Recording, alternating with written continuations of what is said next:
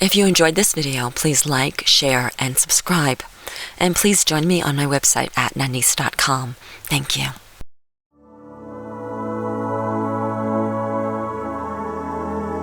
It's your time for Chai with Nanice. Get ready for substance, clarity, change, and especially empowerment. Get ready to turn over stones, uncover stories, and get to the heart of the matter in every area of your life. Any mood runs, any emotion flies, and your dreams are within your grasp. There are no limits or boundaries, and your comfort zone is out of reach, yet it's the safest place you will ever be. Come in, sit down, and have some chai with Nanice.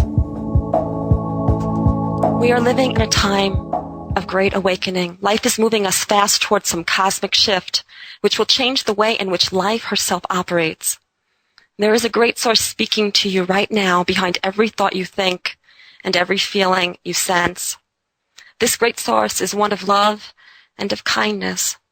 It is directing you to the infinite discovery of who you really are. You may have sensed this all along, or this concept may be new to you. Nonetheless, it is a real force working in your life, even now as you listen to these words. You see, we are moving into a time of great change where everything we now know will be different. I'm not here to prophesize or predict what those changes will be. I am here with many others to help light the way through the darkness and facilitate the process of awakening. The vibration on this planet Earth is increasing rapidly until it reaches a point of saturation.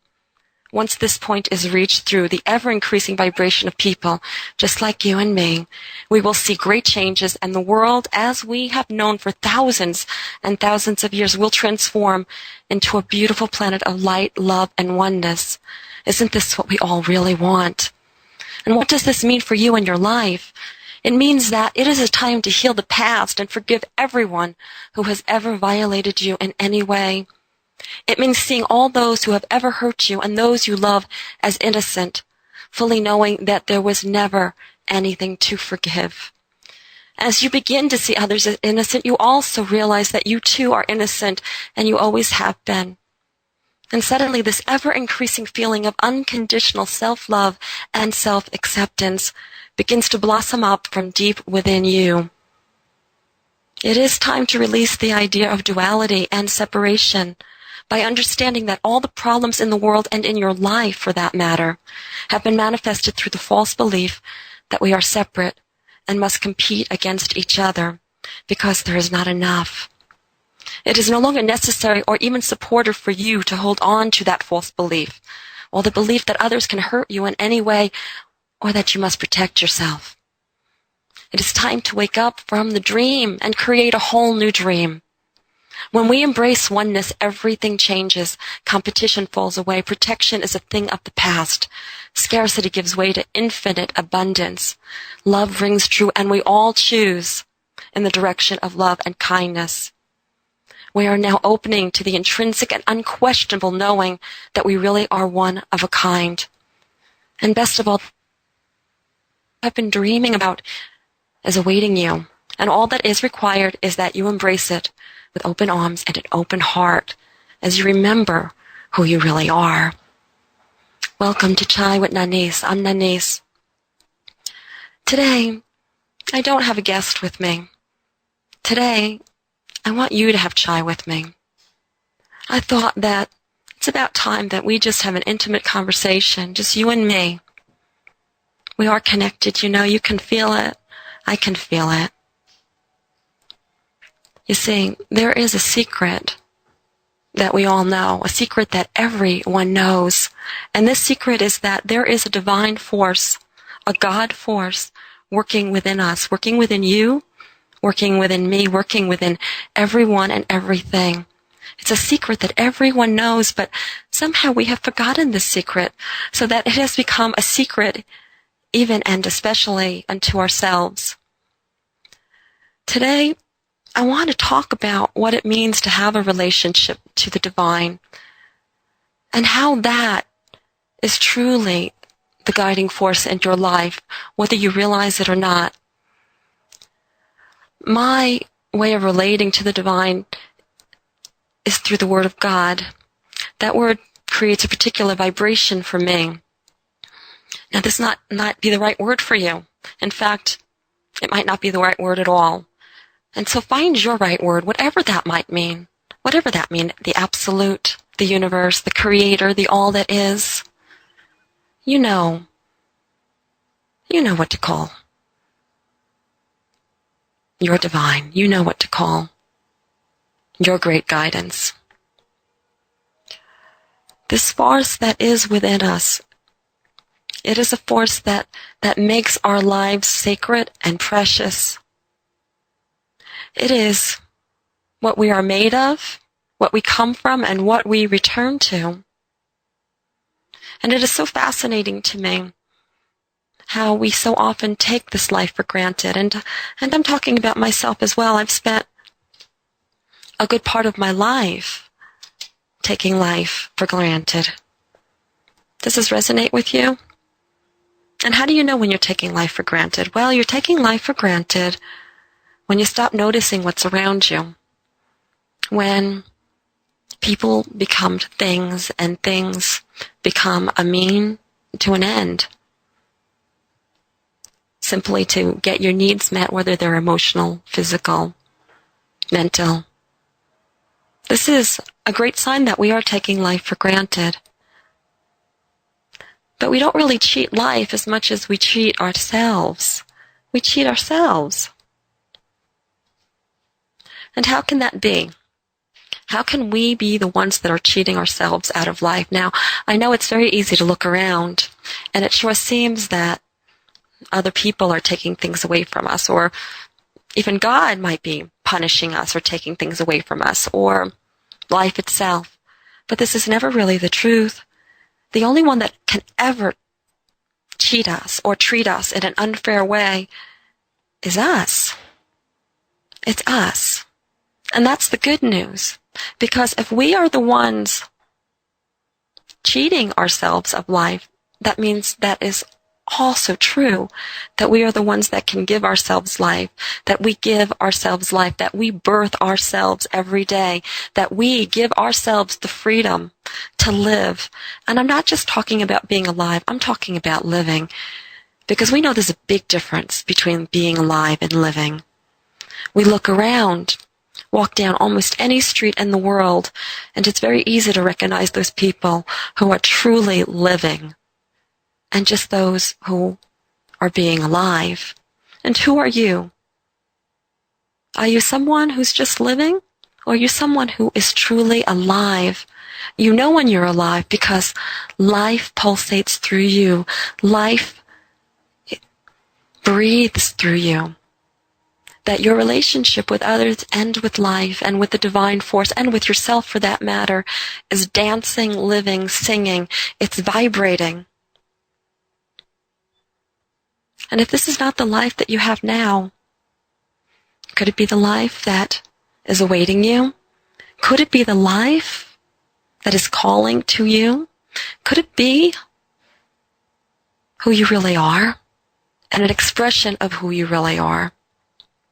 So many people are walking around in a trance, and we don't even know we're in a trance. How do we know? How can we possibly discover that we're in a trance? Well, sometimes the only way that you realize that you were sleeping is to wake up. Because when we're asleep and we're in that dream, we really don't know. We really don't know that we're dreaming a lot of times. We really don't know that we're asleep until we wake up. It is our challenge to wake ourselves up. It is our challenge to look around us. It is our challenge to start becoming aware.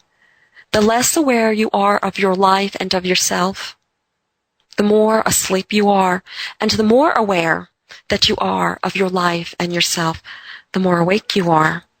And I will tell you that life can only be lived from a state of being awake. Life is not lived in a dream state. It's not lived in a trance. It's not lived in a slumber. This is your wake-up call. Right now, right here, this is your wake-up call. It's time for you to look at who you have been versus who you really are. Think about it. Is there a difference between who you are inside and who you are on the outside? Do you show up authentically in every area of your life? Or are there parts of yourself that you hold back because you're afraid of being rejected or abandoned? And ironically, every time we hold ourselves back because we are being at fear of being abandoned or rejected, we're really rejecting and abandoning ourselves, which is so much worse than anyone else ever doing it to us. So much worse. It is the true wound. When others hurt us, when others reject us or abandon us, that's not what creates the wounds. That's not what creates the issues. The wounds and the issues are created when we abandon and reject ourselves. And we do that every time we suppress ourselves, depress ourselves, or alter our personalities in any way in order to get any of our needs met, and especially emotional needs of love and acceptance, of kindness, in order to have someone see us. But ironically, when we alter ourselves, when we suppress ourselves, when we depress, as in depression, ourselves, no one can see us. No one can see us. And this is what we really want more than anything in the world. What we want is for someone to see us. Someone to really look into our eyes and see who we are. And how can anyone really see us when we are so busy suppressing ourselves, hiding ourselves? And what do we hide ourselves behind? Illusion, delusion. Who we think the world wants us to be. I remember when I was a kid, my mom had some pretty strong ideas about how her little girl should be. And for many years I went along with those ideas. And it's not that there was anything wrong with those ideas. My mother only had the best, the highest in mind for me. But those ideas didn't work for me. And by the time I was in middle school or junior high, I was quite miserable. Every day I would go to school dressed just like my mother wanted me dressed. And that meant in plaid polyester leisure suits. And I should mention that they didn't even make plaid polyester leisure suits in teenage sizes, so my mother would have to alter these suits. And they never quite fit right. They never fit right. I would watch the other kids in school, and they would be wearing all the hip clothes and cool jeans. And I wanted so bad to have one of those pairs of cool jeans, to be able to be like the other kids. But every time I thought about asking my mother to buy me a pair of jeans, I chickened out, because I knew that she had a very strong opinion about them and would often say, "Oh, I'm so glad you don't wear those ugly jeans." And so I was scared that if I asked my mother for jeans, that she would in fact abandon me or reject me or love me less. And years went by, and all the while in school I was being harassed and even tortured, and I'm not exaggerating here. But still, despite all the abuse that I got in school for wearing these plaid polyester leisure suits, it wasn't as bad as the imagined reaction that I would get from my mother, who I loved so much. Well, one day, between a combination, I suppose, of me getting older and just not being able to stand the torture at school anymore, I asked my mother for a pair of jeans. I remember the day. We were actually in a small little store, and I saw these jeans, and they were so beautiful. They were dark denim, and they had a rainbow that went all the way down the right leg. And it took a lot of courage for me to go to my mom and say, "Would you buy me these?" And her first reaction, of course, was, "Those ugly jeans? Why would you want to wear those?" And she looked into my eyes, and she saw that I really did, and she said, "Okay." And she bought them for me. And I proudly wore them to school the next day. And that rainbow, it was my rainbow to freedom. Not freedom from my mother or from the kids at school who harassed me, but freedom from myself. Freedom from my own beliefs and my own fear. Freedom from my own inner prison. And isn't this what we do to ourselves? That there really is nothing outside of ourselves imprisoning us. That the prison is created inside of ourselves, inside of our minds. And in fact, when we look around us, when we look at this world, what we're really doing is we're observing our own minds. We're actually walking through our own minds. Just like when you go to sleep at night and you have a dream, that you're on a mountaintop or a beautiful ocean somewhere. You're not actually on that mountaintop or in that ocean. You're in your own mind dreaming of it, as real as it seems. And so is the same with life. It is the same. That we are walking through our own minds. That this is my mind that I am in now. And what you observe through all your senses is your mind. You are walking and thinking and smelling and seeing and feeling through your own mind. And our minds simply overlap with each other because we are all part of a greater mind. And this mind is the mind of God. This mind is the mind of the divine. Every relationship that we have is simply a relationship with God. And the truth is, everywhere we look, regardless of how things seem, what we're really experiencing is God loving us. Now, many of you are probably thinking right now, well, if God loves me, why would God treat me so cruel? Look at my life. Well, God does love you, but you also have free will to create for yourself.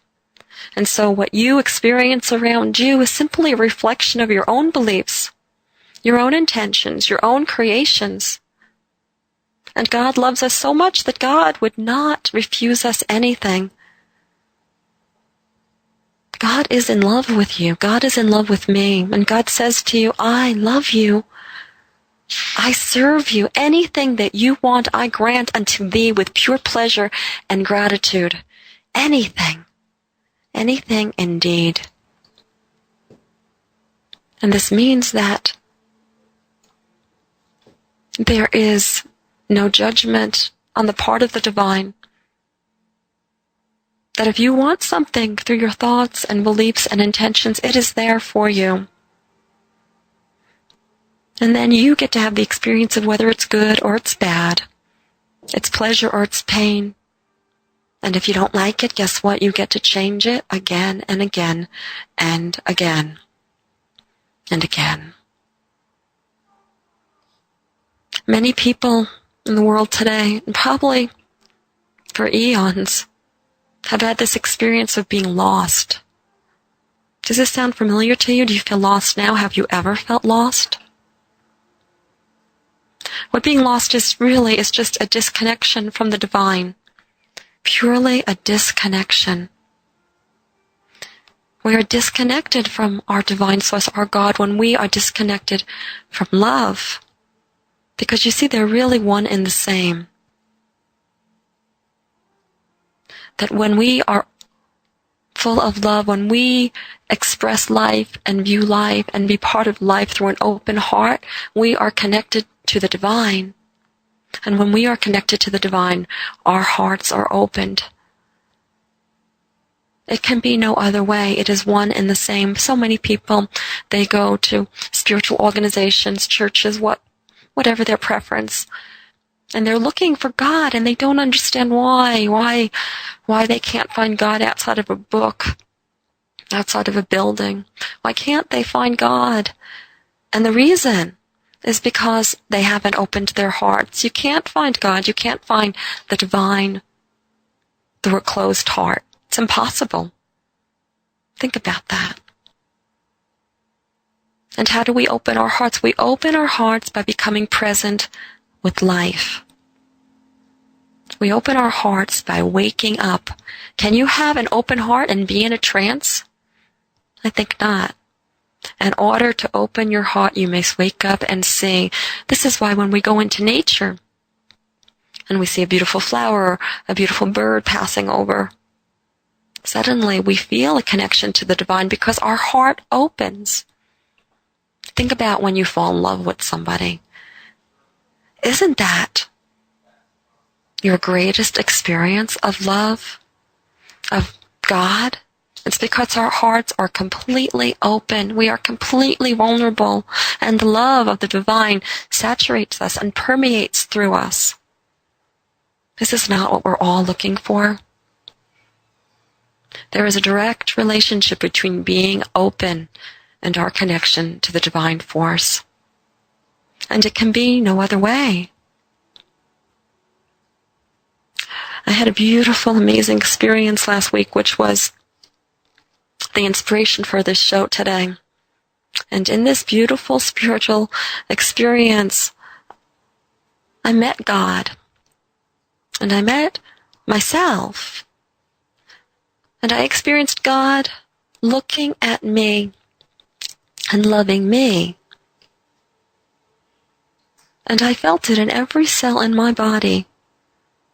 And I got it. I got it.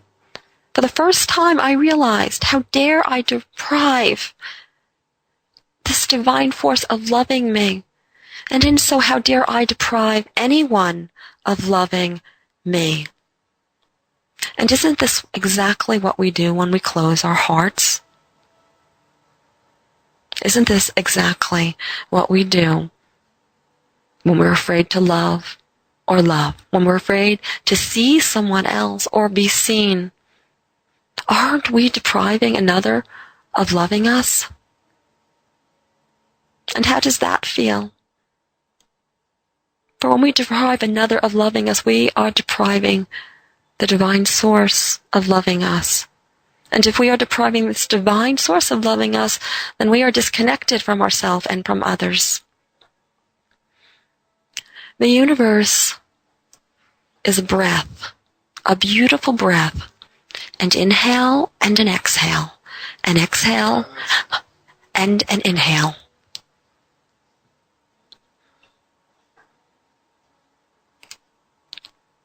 The universe is breathing. And so, there is a balance between that inhale and that exhale. There's a balance between the darkness and the light. There's a balance between left and right and up and down. There's a balance in breath. Think about your own breath. What if you were only able to breathe in and never breathe out? Or what if you were only able to breathe out but never breathe in? Life would not exist. It couldn't. And so it is the same with the universe. And so it is the same with giving and receiving. And so it is the same with loving and being loved. This divine balance is always working at us, in us. And very often it's even the thing that causes us pain. The pain rises to the surface as an indication that we are not in that balance, that we're breathing more in than we are out, or more out than we are in, that we're more in darkness than we are in light, that we're more in fear than we are in love. The place that we find the greatest peace is when we flow with the universe, when we flow with the in-breath and the ex-breath, when we flow with the dark and the light, resisting neither, because you see, we need both in order for creation to be possible.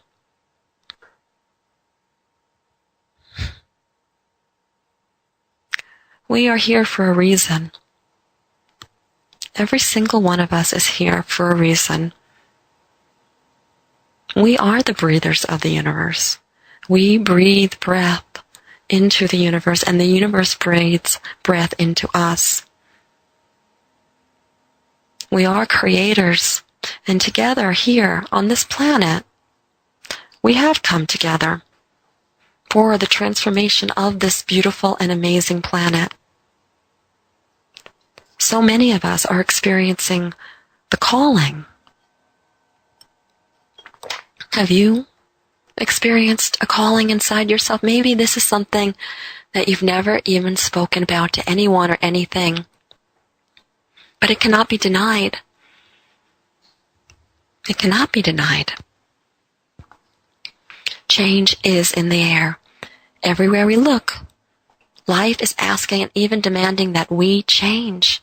Sometimes it is a feeling from deep within that whispers softly, beckoning us to finally follow our dreams or to dream new dreams. Other times, life demands that we alter our entire lives by forcing us out of our long-term jobs, that place we call home, and especially that false sense of security that used to allow us to sleep well at night.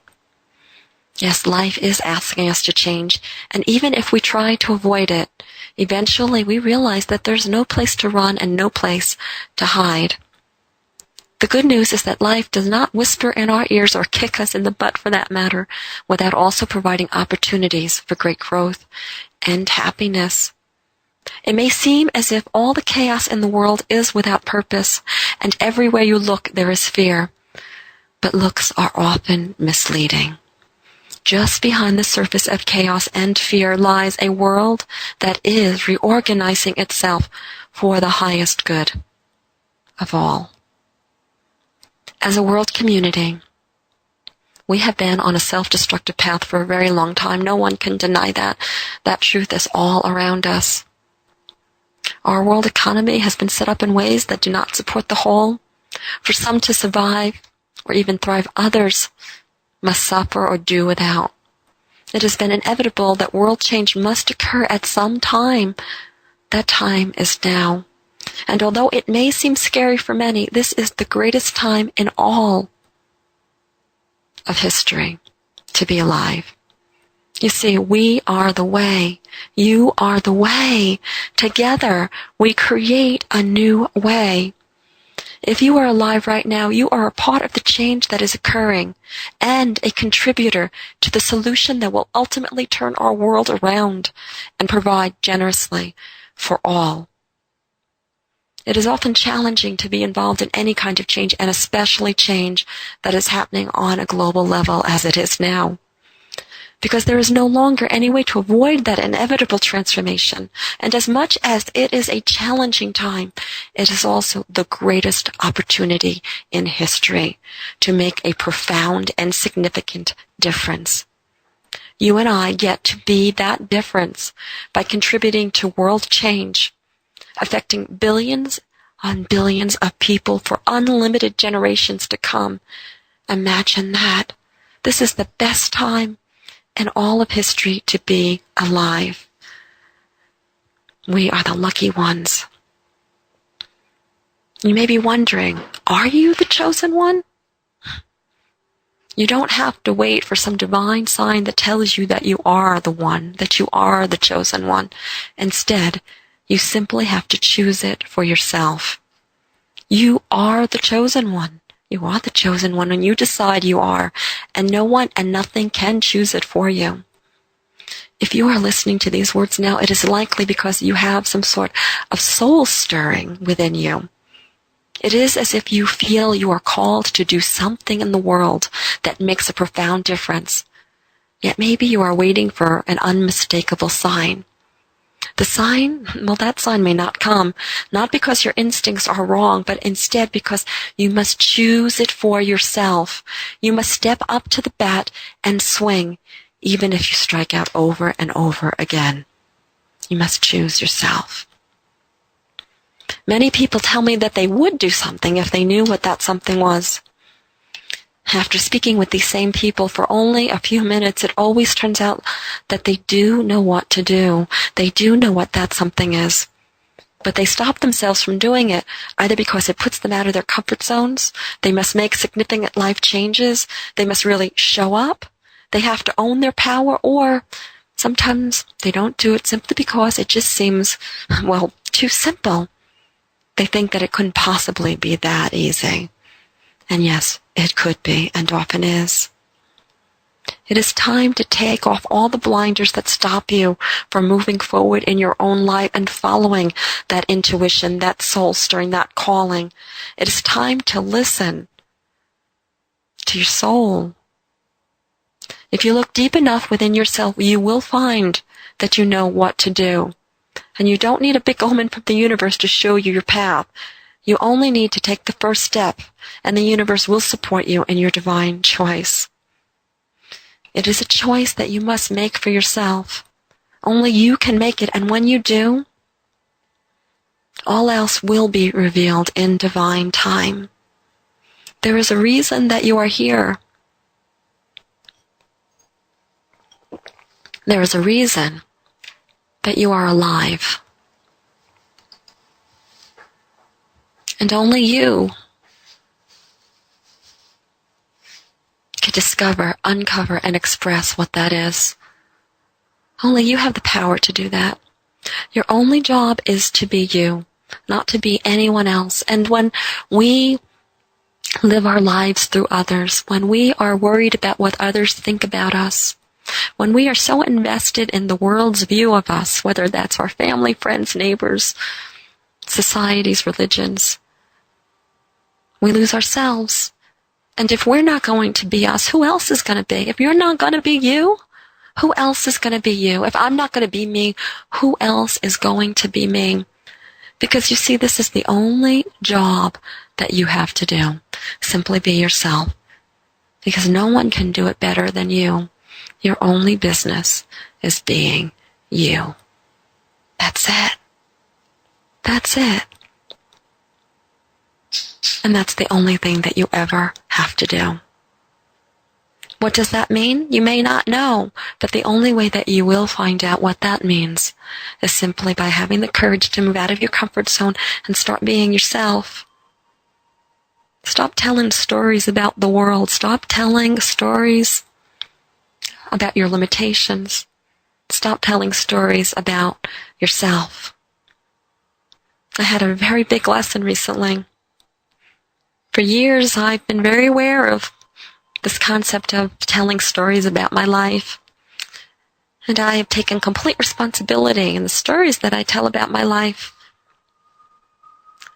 And recently it was pointed out through me that although I was so conscious about being responsible for the stories that I may tell about my life, that I had not taken responsibility for the fact that I still was trying to control the stories that others had about me. That in some way,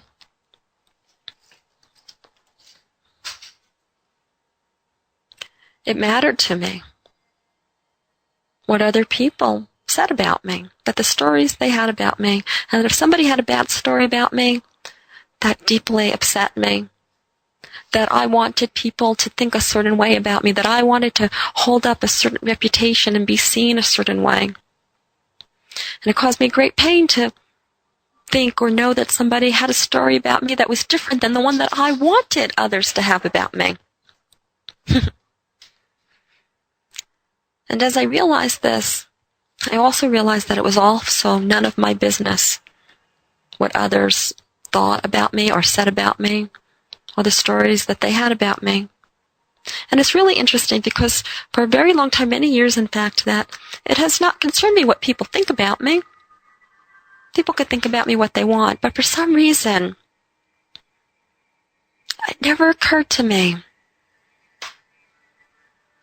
that I also had an investment, unknown to me up until now, that others should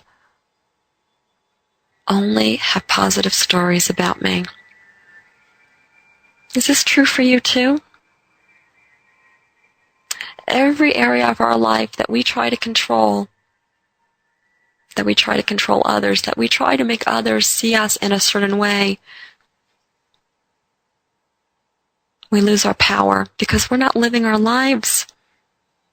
We're simply projecting ourselves onto another and trying to control them or their view of us by shifting or changing our behavior. And this is not freedom. And this often leads to so many challenges in our life and simply not being ourselves.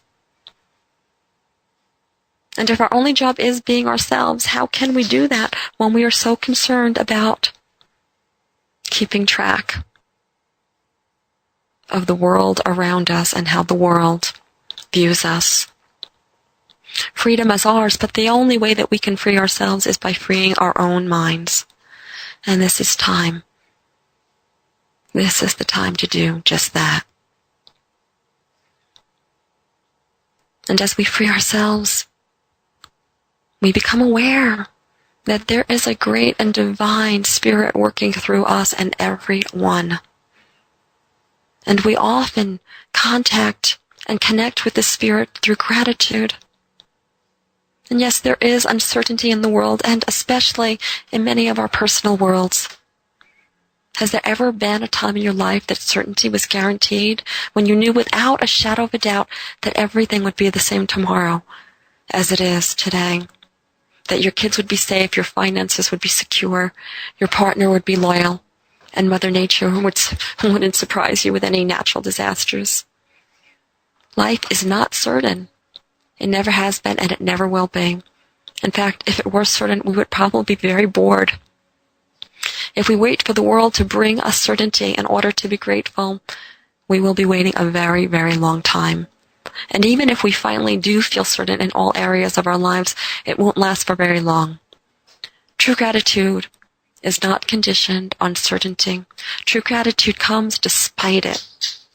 No matter what is happening in your life or in the world, there are always, always gifts and abundances falling upon you. Sometimes they are harder to see, I know, and we have to look deeper and deeper, but they are always, always there. Years ago, one of my dearest friends discovered that her toddler had cancer, and she herself was soon diagnosed with multiple sclerosis.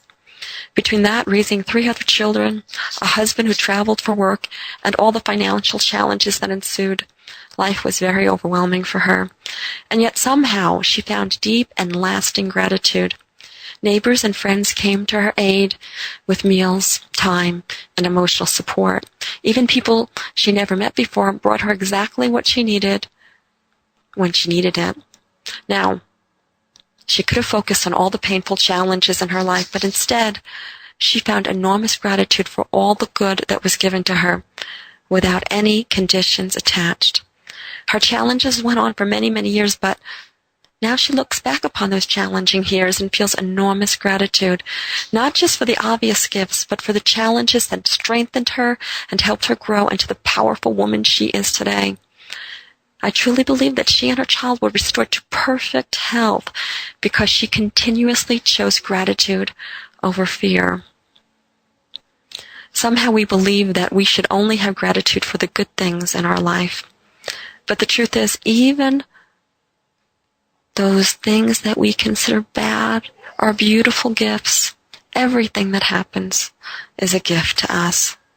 Sometimes it is a gift that feels wonderful and abundant, but other times it is a gift that challenges us to discover our strength, potential, hidden gifts, purpose, or to heal old issues. This glorious universe that we live in absolutely provides us exactly what we need, even if it doesn't seem that way at the time. Right now, your life might be in turmoil, or you might be worried about economic and world events that threaten to touch you or your family. And it is very easy to focus on problems and challenges, but stop for a moment and reconsider. Reconsider your current challenges as amazing opportunities for your growth and power. Reconsider all the wonderful things in your life that might go unnoticed because they are going well. Reconsider who you really are. Reconsider just being yourself. Reconsider forgiveness. reconsider going outside of your comfort zone. Reconsider what it means to truly be alive. Reconsider love. Reconsider opening your heart. Reconsider. And as you do, you might just begin to notice that the world and your life is not short on everyday miracles, synchronicities, and the simplicity of providing exactly what you need when you need it. As you begin to pay attention and pay gratitude to all the things in your life, good and bad, you will also notice that every day brings more and more things for which to be truly, truly grateful. The challenges turn into huge gifts. An abundance of magic seems to fall out of the sky just for you. Because you see, that divine force that I personally call God is there to love you and to serve you. Your wish is God's command. Doesn't get any better than that. Today's show is dedicated to a very, very dear and sweet friend who recently passed away just a few days ago at the very young age of 25. His death was very sudden and unexpected, and he is missed deeply and profoundly by people all around the world. Today's show is dedicated to Robbie Christian Manning, one of the most beautiful souls who has ever walked this planet. And as a tribute to him, in just a moment, we are going to play a beautiful song by the Ascension Tribe called When That Day Has Come. Robbie was one of the brilliant contributors to this song. And if you love this song as much as I do and it touches your heart, please download it free on my website. Probably know by now. In case you don't, it's nanice.com, Nanice. On the home page, or any page for that matter, just scroll down the right-hand column. You'll see download 2 new songs by the Ascension Tribe. And there's a beautiful pic as well. And Robbie, he's the one on the right. Take a breath and feel his energy. As you listen to the song, I want you to think about everything that we spoke about today, but most importantly, I want you to think about your life and who you are and about being that change that you want to see in the world. The power is within you. And so take a deep breath, and I'm going to leave you today with a beautiful song by the Ascension Tribe, When That Day Has Come. I love you. You've been listening to Chai with Nanice. Talk to you next week.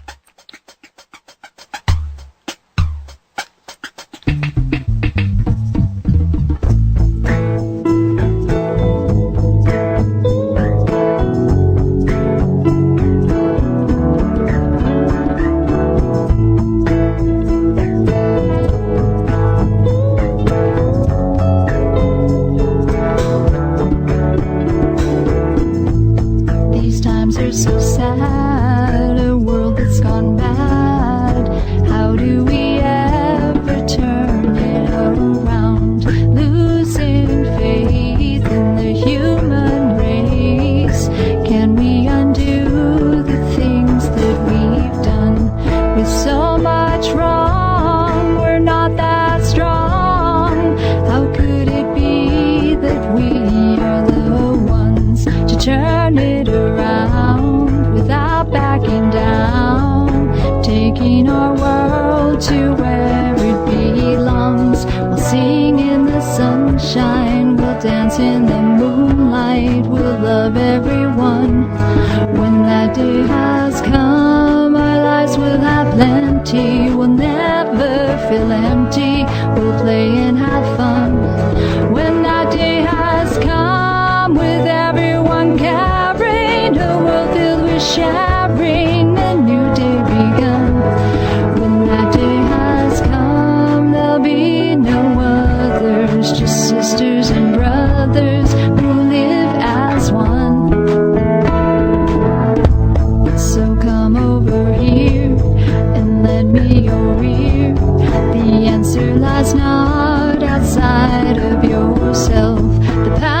yours inside has just been denied. You've got to learn the truth, then you'll know the message is clear. The world is your mirror, reflecting the work that's there to be done. Just open your heart, a good place to start, feeling the love and kindness within. We'll sing in the sunshine, we'll dance in the moonlight, we'll love everyone. When that day has come, our lives will have plenty, we'll never feel empty, we'll play and have fun. When that day has come, with everyone caring, a world filled with sharing, a new day begun. When that day has come, there'll be no others, just sisters and brothers who live as one. Make peace with yourself, then everyone else will see themselves manifest within you. Let go of your doubt, you'll work it all out. You'll see how beauty lives inside you. You'll see with new eyes, a new world arise, one that's been turned around 'cause of you. You know that it's true, it's all up to you. You be the one who you're waiting for. We'll sing in the sunshine, we'll dance in the moonlight, we'll love everyone. When that day has come, our lives will have plenty, we'll never feel empty, we'll play and have fun. When that day has come, with everyone caring, a world filled with sharing, a new day begun. When that day has come, there'll be no others, just sisters and brothers who live as one. So open your eyes, you'll soon realize that you are the one to make that day come.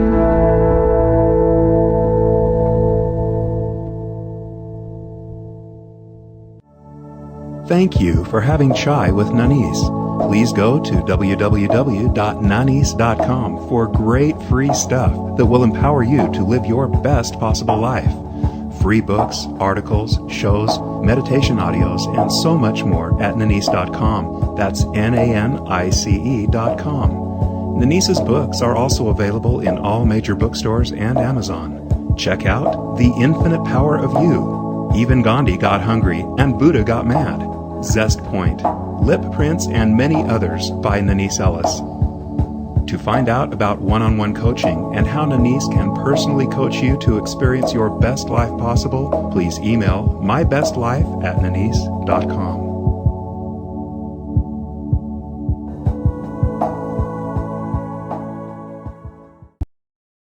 If you enjoyed this video, please like, share, and subscribe. And please join me on my website at nanice.com. That's Nanice.com. Thank you.